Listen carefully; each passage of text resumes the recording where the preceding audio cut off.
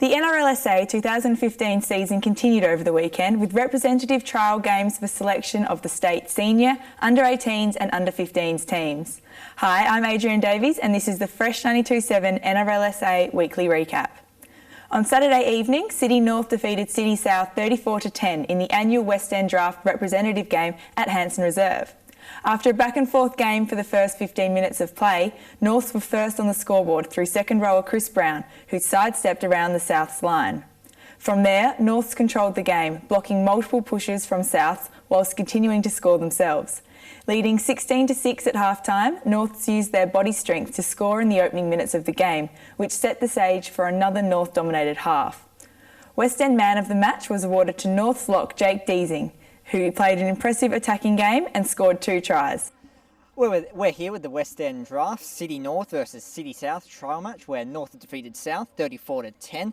I'm here with Jake Deasling. You played quite a good game today, scored 2 tries yourself. You must be feeling pretty happy. Yeah, pretty happy with my performance. The team played pretty well.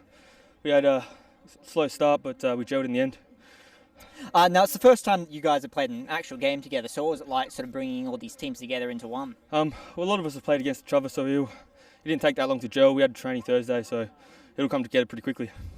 Now, you did mention it was a bit of a slow start, but then you really started to lay into South. So did you change anything up that sort of helped you do that? Not really. Just the fitness, I think, in the end got us over the line. Yeah. Now, another player who stood out to us was Chris Brown. But are there any other of the boys who you'd want to shout out to? Yeah, Chris Brown had a real good game. Bradshaw had a lot of good runs. Scotty Gould playing out of position in 5'8", did pretty well, I suppose. Yeah. And now lastly, you've been selected to play in the probable versus possible match later tonight. So is there anything you're going to take from this game into that? Oh, probably everything. Yeah. Just try and stick to my game. Stick to what I know, I guess. Yeah. All right, sure. Thanks, Jake. Thank you. Other standout players were South's front rower Ryan Dickinson, whose defensive play stopped multiple pushes, and North's Chris Brown, who scored 1 try and assisted in multiple others. Later that night, Probables in blue defeated Possibles in maroon 32-10. Both teams started out evenly matched with an almost scoreless first half. However, gaps eventually showed in the Maroons' defence, with the Blues breaking through twice to lead 8-0 at half-time. Blues continued their strong offensive play in the second half, with a scoring opportunity in the opening minutes cementing their control of the game. Best on ground was awarded to Blues centre Junior Fono, who played a good attacking game and scored 3 tries. Other standout players were Blues centre Michael Holland, who played a solid all-round game, and Maroons centre Ashraf Mohammed, who pushed his team forward in the face of a sturdy Blues defence. All right, we're here with the probable versus possible match, where probable have defeated possible 32-10. Now I'm here with SA senior state coach Dave Robinson, or Robbo, and Terry Budd, assistant coach. So first of all, what have been your thoughts on the game today? Tom, absolutely brilliant game. We really come up with a bit of an idea to put these two sides have a game against each other, change the concept a little bit.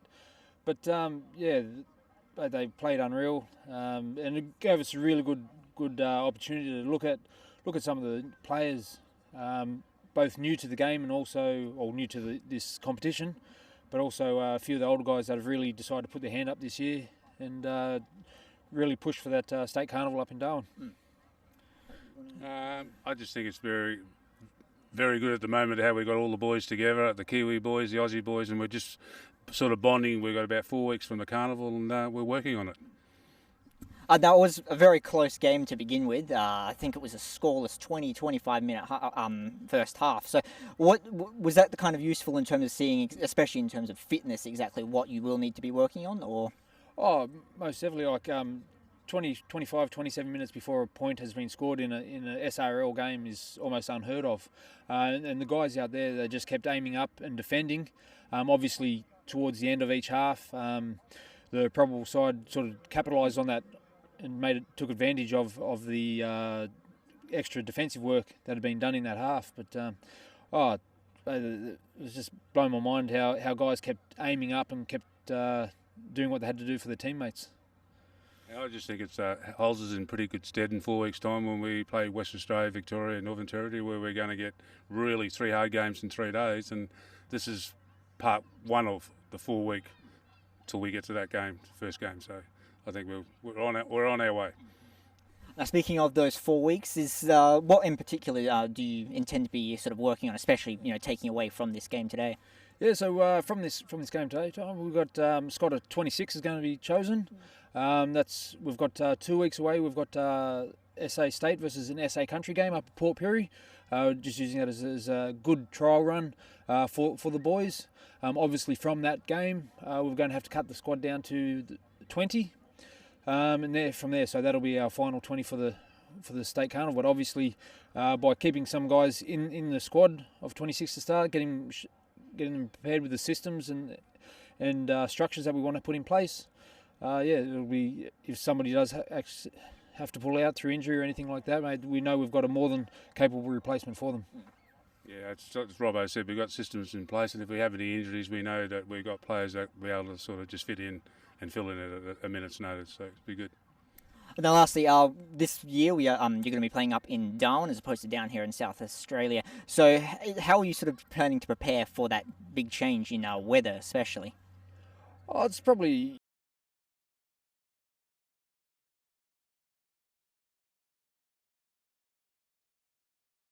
The guys that Terry and I will be selecting for our squad, as long as they stay committed and enthused about taking part in this carnival, mate, a lot of the hard work's already been done. So we'll have a couple of little things. Obviously, we've taken a pretty good professional medical team with us. We've got some systems in place already up in Darwin for our recovery while we're there, and also our pre-game preparation. So at this point in time, everything's very positive.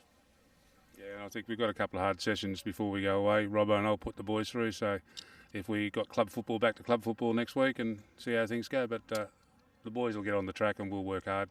This year we want to be really competitive. All right, best of luck for June. And thank you. Also over the weekend, the Spencer Golf TEC Cup Round 1 was played in Port Pirie, with Goannas defeating the Devils 44-10. This weekend, Round 3 of the ISC Cup and Reserve Grade Shield will be played at Mitchell Park on Saturday, May 9th and at Dry Creek on Sunday, May 10th. In the SGRL, Round 2 will be played on Saturday, May 9th at Port Oval. For more information, all the fixtures and results, visit our website www.sarugbyleague.com.au or find us on Facebook.